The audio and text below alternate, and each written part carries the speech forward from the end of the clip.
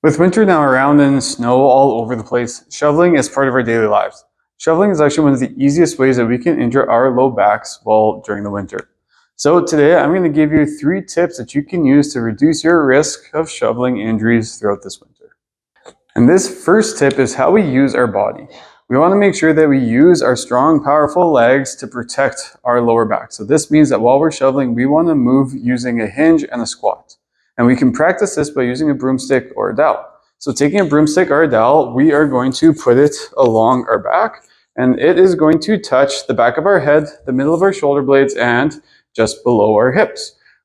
As we are holding this broomstick or dowel across our back, we're going to practice a hinge and a squat, and this dowel is going to stay in contact with those 3 spots the entire time. I'm going to just simply push my hips backward and bend at my knees. Again, during this entire motion, the dowel stays in contact with those 3 spots on my back the entire time. The second tip is actually how you hold your shovel.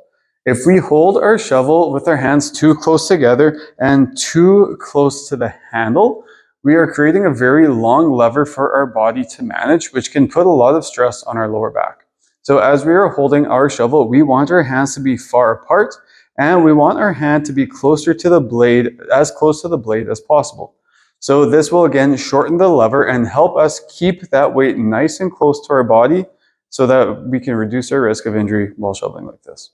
And the final tip here is that we want to avoid twisting our body while we're getting the snow off of the blade of our shovel.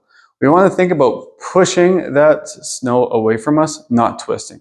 So again, twisting would look like this, where we're throwing that snow off to the side, onto either side of us. Instead, we want to think about using our arms, legs, and torso to push that snow away.